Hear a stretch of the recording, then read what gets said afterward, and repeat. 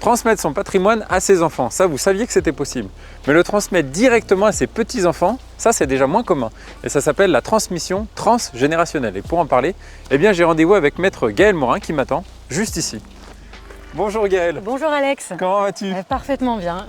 Bon, je suis ravi de te retrouver pour un nouvel épisode de Passer à l'acte le mag, en plein cœur de l'automne. Ah oui, tout à fait. On est dans cette belle forêt de Soux et je suis ravie de t'y accueillir. On va pour parler de l'automne, en plus dans une forêt, Oui. ça prend tout son sens. Là. Tout à fait. Bon, aujourd'hui, on va parler de la transmission du patrimoine, Oui. en un mot de la famille. Voilà, et des différentes générations qui sont donc présentes pour la transmission de ce patrimoine. Bon, bah c'est super. Bah, ce que je te propose, c'est qu'on aille en parler autour de cette auberge des dauphins, si je ne me trompe pas. C'est bien ça. C'est bien ça? C'est bien ça. Allez, on y va, je te suis. Allez.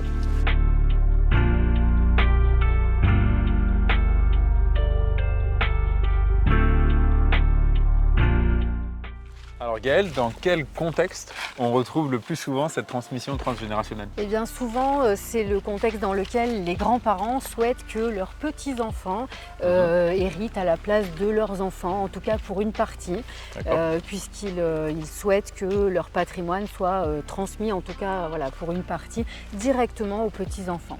Qu'est-ce qui motive selon toi les grands-parents à faire ce choix? Eh bien les grands-parents, ils souhaitent parfois savoir ce qui va revenir à leurs petits-enfants.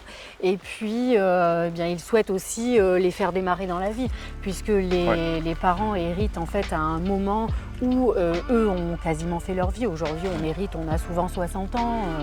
Donc c'est vrai que allotir les petits-enfants, c'est souvent plus intéressant pour les grands-parents. Oui, ça arrive au bon moment pour eux. Dans leur vie, en effet, exactement.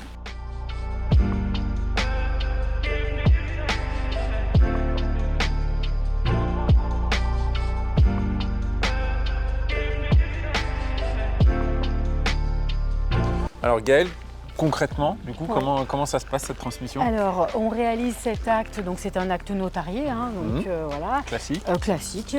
Cette donation, elle peut être faite, donc par exemple dans une famille qui aurait 2 enfants, elle peut être faite aux 2 enfants, et l'un des enfants peut accepter que ses propres enfants viennent à sa place. D'accord. Et bien sûr, on ne le fait qu'avec l'accord de l'enfant qui cède sa place à ses propres enfants. Le deuxième enfant n'est pas obligé de l'accepter et il peut quant à lui, voilà, et lui prendre la part de donation qui lui revient sans la céder à ses propres enfants. Quels sont les avantages, en dehors de évidemment tous ces aspects qu'on vient de Donc citer. en fait, un des avantages, c'est quand même de ne faire qu'un acte, puisqu'on ne fait qu'un acte de donation au profit de l'enfant et des petits-enfants, alors que dans la réalité, on aurait dû faire une première transmission à l'enfant et une deuxième encore aux petits-enfants. Donc ça, c'est un des premiers avantages. Et puis, on a aussi des avantages fiscaux finalement, puisque la donation faite aux enfants, elle bénéficie d'un abattement fiscal de 100 000 €.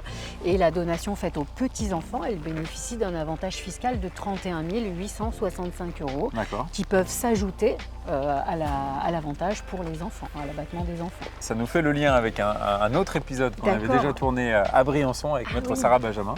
Donc c'est exactement ça. Donc, voilà. C'est finalement le même cadre que la donation partage classique. Exactement, mais on multiplie donc les abattements là, au profit des différentes générations.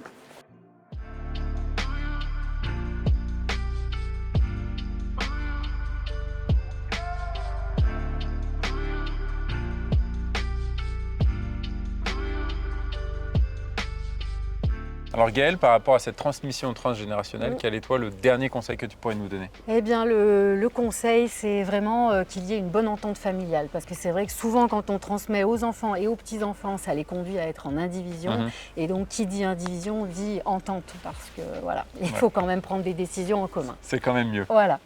Merci beaucoup Gaël. On va passer un très bon moment ensemble.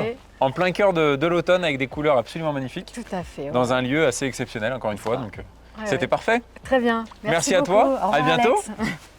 Et ben, j'espère que ce numéro vous a plu. Vous avez cet épisode et plein d'autres sur le site passeralacte.com. Allez, ciao.